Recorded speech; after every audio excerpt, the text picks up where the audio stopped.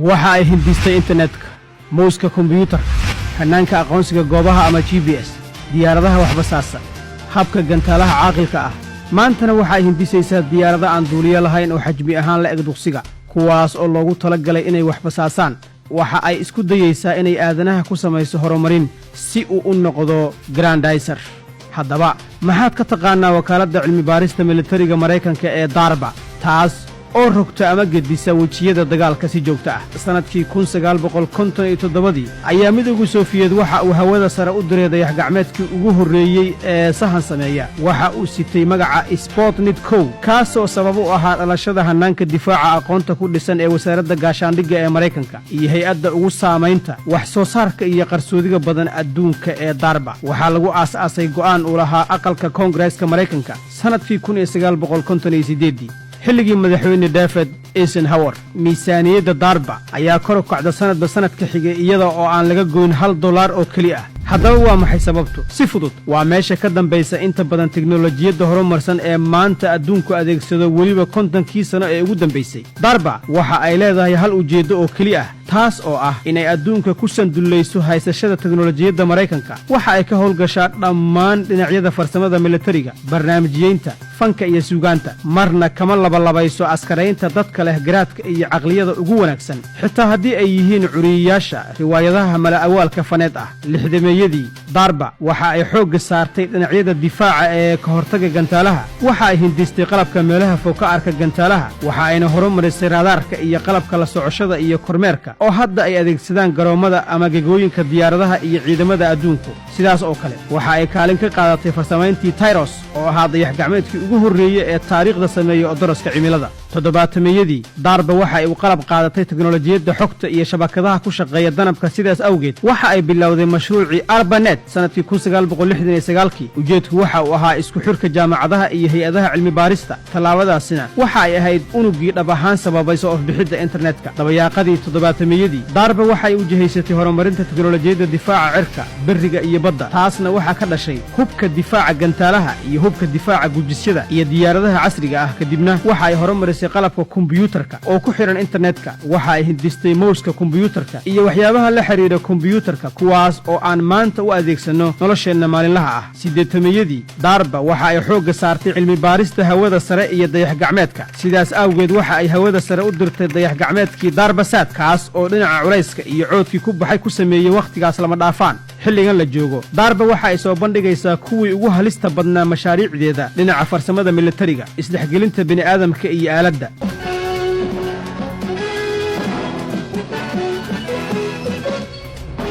aragtida grandizer ama ninka birta ah ama Superman ma aanay ahayn oo kali ah sheeko darba waxay ka shaqaynaysaa farsamaynta nin dhab ahaan mucjiso ah arrintu waxa ay soo bilaabatay sanadkii 1960kii kadib qorshe ujeedkiisu ahaa hagaajinta howlgalka askariga Maraykanka ah iyo in laga dhigo mid aad ugu baraarugsan isla markaana xamili kara goobta dagaalka kadibna cilmi baaristii laga sameeyay arrinkaas ayaa u sii hormartay ujeeddo kale oo ah farsamaynta dagaalamayaasha super iyada oo taas loo marayo in aaladda lagu laro ama la dhex geliyo dadka sanadkii 2018 Pentagonku waxa uu u dejiyay ciidanka Maraykanka caqiido cusub taas oo ujeedkeedu yahay in laga guuro habka kooxaha qorimaha iyo qaybaha militariga ee aadka u culus loona guuro horumarinta askar mucjiso ah oo ku dhex jirta kooxo yaryar oo kala fog sidaas awgeed darba waxa ay isku dayaysaa farsamaynta insaan dhammaantiis aalad ah kaas oo buuxinaya booskii askariga xilliga dagaalka sidii horeyba ay u samaysay iyada oo la adeegsanayo diyaaradaha aan duuliyaha lahayn ninkan cusub ee aaladda ah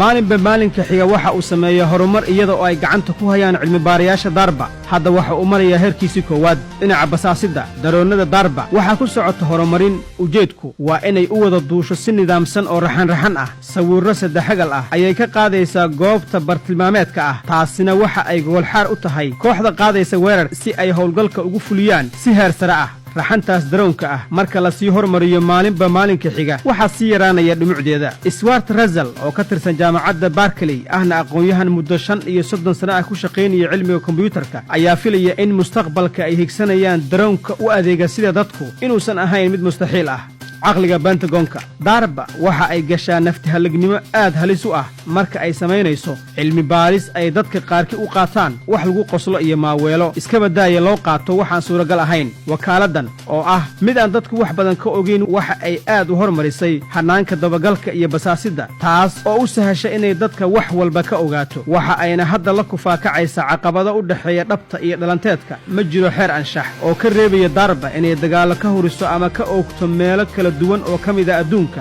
si ay u samayso tijaabi cilmi baaris ah ama u tijaabiso hub balse waxa la yaabka leh ayaa ah in darba aanay iyadu fulin hawshaas wakaaladani ma dhaafsiisana oo keli ah inay ka shaqayso isku xirka qof xeelad iyo dhagar sare uga shaqeeya shaybaaradeeda cilmi baarista iyo gantaalka iswada ee garaacaya suuriya afghanistaan ciraaq ama yemen waa iskaashi adag oo u dhaxeeya hibada dadka iyo sida uu militarigu u adeegsado hibadaas sidaas awgeed darba waxaa loogu yeeraa caqliga Pentagonka hindisayaashii ugu caansanaa uguna halista badnaa ee darba baabuurta iswada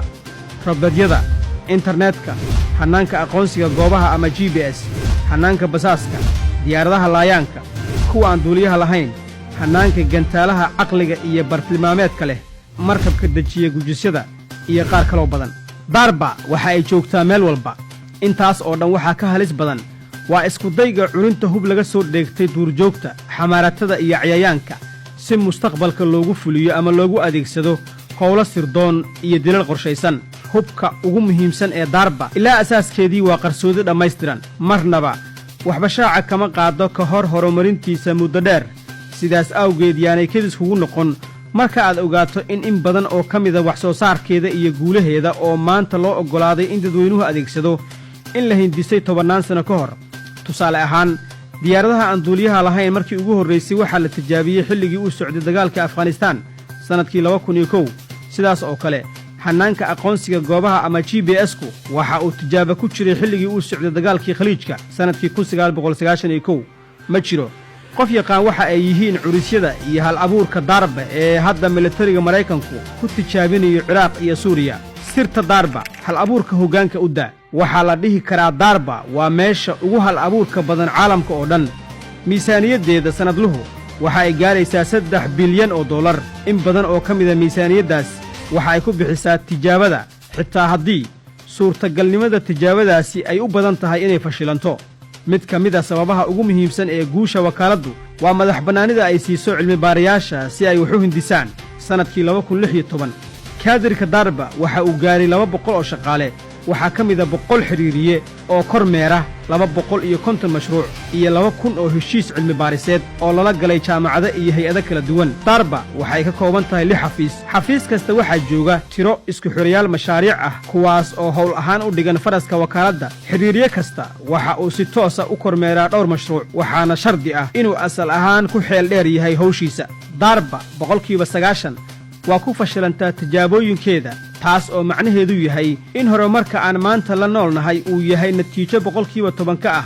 miisaaniyad dhan $3 bilyan oo dollar dhammaan mashaariicda darba waxaa ka dambeeya ujeeddo qura taasoo ah ka taqallusidda dhammaan cadowga Mareykanka ee mustaqbalka sida muuqatana kaalinta koowaad ayay gelisay Ameerika iyada oo ay ku kacday miisaaniyad loo arko inay tahay mid hooseysa marka la garab dhigo ama laga qiyaas qaato awoodda ay haystaan dawladaha Carbeed qaarkood taas waxaa kaaga filan tusaale ahaan inaad fahamto in Sacuudigu uu la saxiixday madaxweyne Trump heshiisyo lagu qiyaasa inay ku kacayaan lacag dhan $400 bilyan oo dollar sanadkii 2017 waana lacag ku filan in lagu maalgeliyo wakaalad sida darba oo kale ah muddo 135 sano ah darba oo kale ayay ku hormaraysaa Ameerika haddaba maxay wadamada Carbeed ku hormarayaan